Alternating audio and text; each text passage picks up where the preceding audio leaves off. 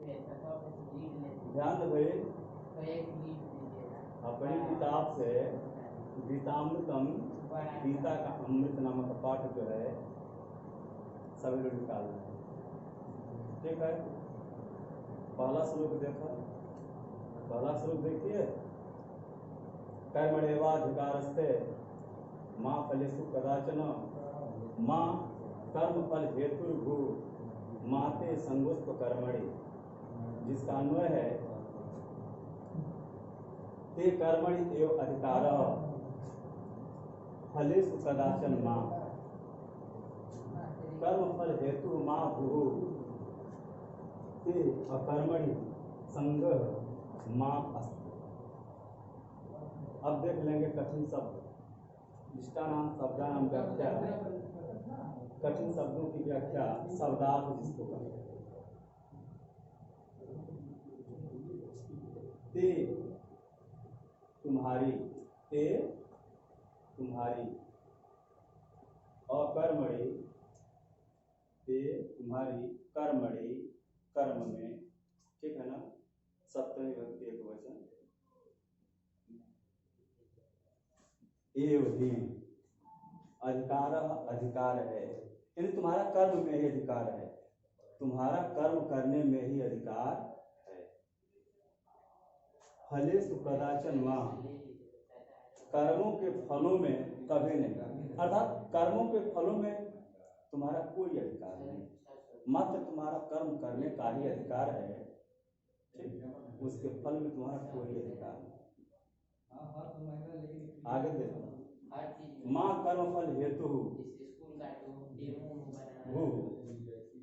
तुम कर्म फल के हेतु न बनो, तुम कर्म फल के निमित्त न बनो, अर्थात कर्म अधिक करो, कम करो, अच्छा करो, बुरा करो, जो भी करो करो, वह तो वहां तक ठीक है, लेकिन उसके फल के तुम हेतु मत बनो, निमित्त मत बनो। माते माँ हो ते अकर्मणि संगः माँ अस्तु, और तुम्हारी अकर्मणि कर्म न करने में, अकर्मणि कर्म न करने में आसक्ति न हो। माँ ते अकर्मणि संगः अस्तु, न ही तुम्हारी कर्म न करने में आसक्ति हो। मतलब जब तुम्हारा कर्म में अधिकार है, कर्म के फल में अधिकार नहीं है, तो यह सोच करके ऐसा न हो कि तुम कहो कि जब फल में अधिकार नहीं है तो कर्म करना कोई जरूरी है या तो हम कर्म न करें। नहीं, ऐसी कोई बात नहीं, चाहे भले ही तुम्हारा कर्म के फल में अधिकार नहीं है, ठीक है, कर्मों को ही करो, उनके फल की इच्छा मत करो। फिर से देख लो एक बार, ते कर्मणि एव अधिकारः, गीता में भगवान कृष्ण जो है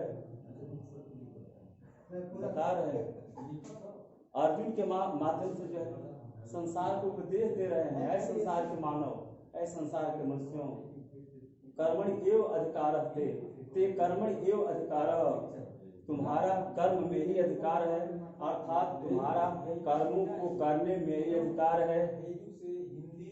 मां फलेषु कदाचन, कर्मों के फलों में तुम्हारा कभी भी अधिकार नहीं है। ठीक है,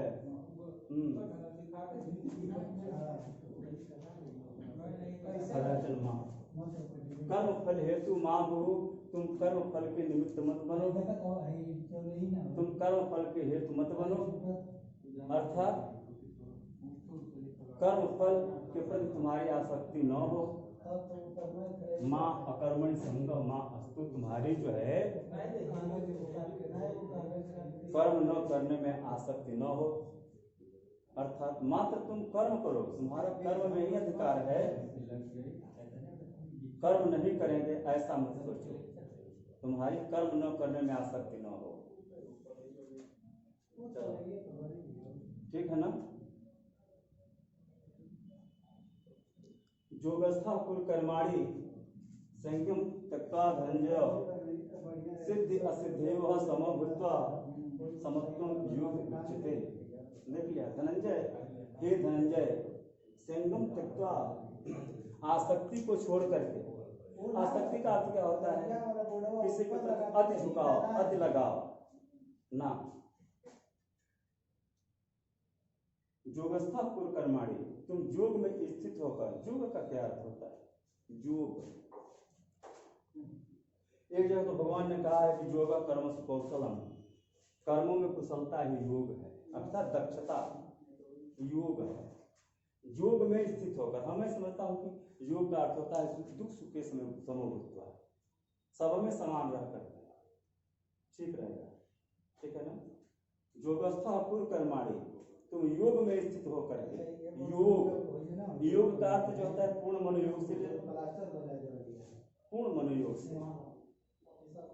योगस्था कुरु कर्माणि, योग में स्थित होकर के कर्मों को करो, संगम त्यक्त्वा, आसक्ति का परित्याग कर दो, आसक्ति को छोड़ करके तुम योग में स्थित होकर ही कर्मों को करो। धनंजय, हे अर्जुन, धनंजय धनम जयति इति धनंजय, अर्जुन जो है जिस समय उनको माने उनका राज्य नहीं मिला था तो इधर उधर जाते थे और राजाओं को जो है डरा धमका करके उनसे धन उपार्जित करते थे, धन जीतते थे, इसीलिए उनका नाम पड़ गया धनम जयति, धनंजय, धन को जीतने वाले। हे धनंजय, योगस्था कुरु कर्माणि, तुम योग में स्थित होकर के कर्मों को करो, मां फलेषु, क्या है धनंजय, योगस्था कुरु कर्माणि संगम त्यक्त्वा धनंजय, आसक्ति को छोड़कर योग में स्थित होकर कर्मों को करो, सिद्ध सिद्धयो समो भूत्वा, सफलता और असफलता, सफलता और विफलता इन दोनों में समान रह करके जो कर्म किया जाता है उसको क्या कहते हैं? समत्वं युज्यते, वह समत्व योग कहा जाता है। सिद्धि असिद्धि, सफलता असफलता, समो भूत्वा, दोनों में समान होकर के, समान रह करके जो कर्म किया जाता है, समत्वं युज्यते, वह समत्व योग कहा जाता है, उसे समता का योग कहते हैं अथवा समत्व योग कहते हैं। आगे चले, ठीक है। आगे देखो बच्चों, श्लोक संख्या 3, नियतम कुरु कर्म त्वं कर्म ज्यायो या कर्मण, शरीर यात्रा पिछते न प्रतिद्धेद कर्मण, निचन्वय है त्वं नियतम कर्म कुरु, त्वं नियतम कर्म कुरु, ही अकर्मणः कर्म ज्याय, ही अकर्मणः कर्म ज्याय, अकर्मणः शरीर यात्रा अपि न प्रसिद्धेत। समझ, कह रहे हैं भगवान कृष्ण अर्जुन से कि हे अर्जुन, नियतम कर्म कुरु, तुम नियतम कर्म कुरु, नियत का मतलब क्या होता है? निर्धारित, निश्चित, वेद विहित। हे अर्जुन, तुम नियत कर्म को करो, नियत कर्म शास्त्रोक्त, वेदोक्त, वेदों में बताए हुए कर्मों को विहित कर्म कहते हैं, ठीक है। तुम नियतम कुरु कर्म, हे अर्जुन तुम नियत कर्म को करो, तुम शास्त्रोक्त वेदोक्त कर्मों को करो, ही निश्चय ही, देखो, अथवा ही क्योंकि, अकर्मणः कर्म ज्यायो, अकर्मणः न कर्मणः, कर्म न करने से, कर्म न करने से, कर्म ज्याय है, ज्याय का अर्थ ज्येष्ठ से और ज्येष्ठ का अर्थ श्रेष्ठ से होता है। न कर्म, अकर्मणः कर्म ज्याय, कर्म न करने से कर्म जो है बहुत अधिक श्रेष्ठ है या श्रेष्ठ है। फिर से देख लो एक बार, त्वं नियतम कर्म कुरु, हे अर्जुन तुम नियत कर्म को करो, शास्त्रोक्त वेदोक्त कर्म को करो,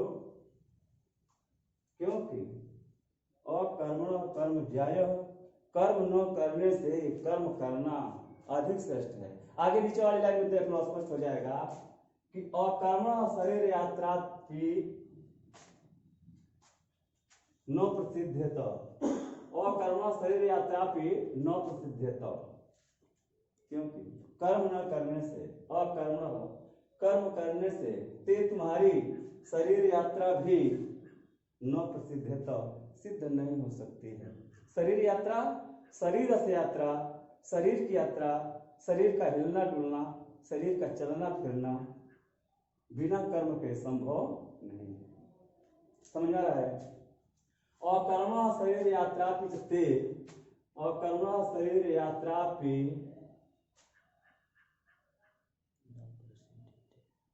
ते, छूट गया था, अकर्मण शरीर यात्रा भी ते न प्रसिद्धेत, क्योंकि कर्म न करने से तुम्हारी शरीर यात्रा, बताए ना, शरीर यात्रा, शरीर से यात्रा, षष्ठी तत्पुरुष, शरीर की यात्रा, शरीर की यात्रा क्या है?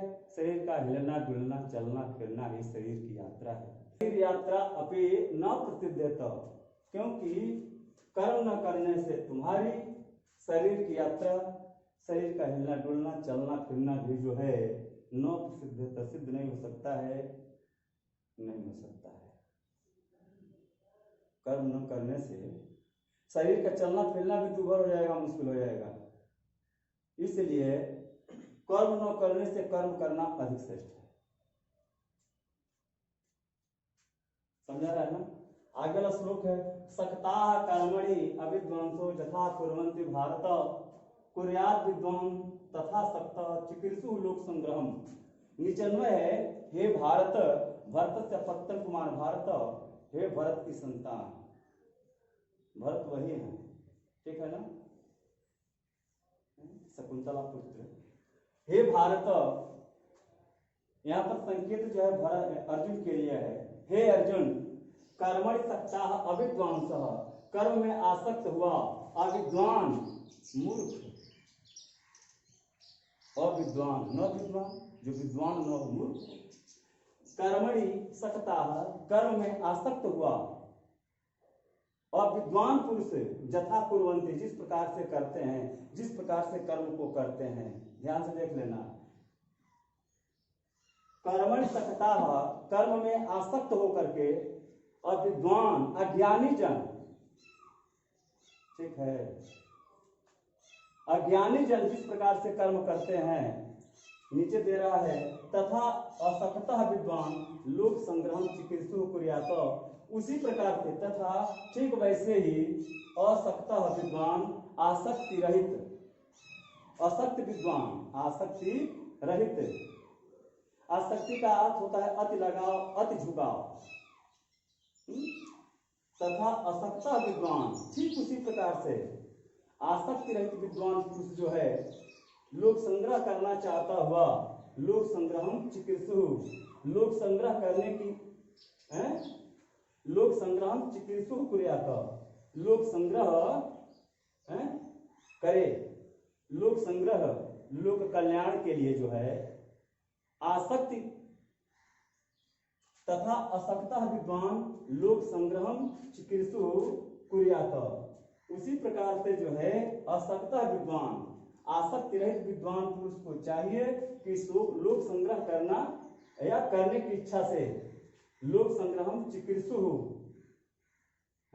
लोक संग्रह करने की इच्छा से कर्म को करे।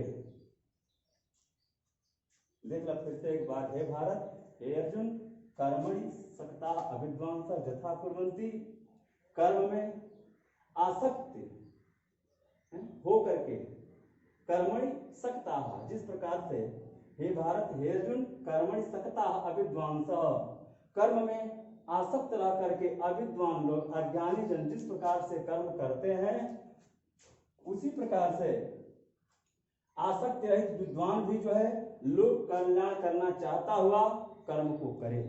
वैसे कुर्यात का अर्थ होता है करना चाहिए, लेकिन यह निर्देश में है करे, कर्म को करे। 4 श्लोक हो गए, आगे वाला श्लोक हम कल पढ़ेंगे।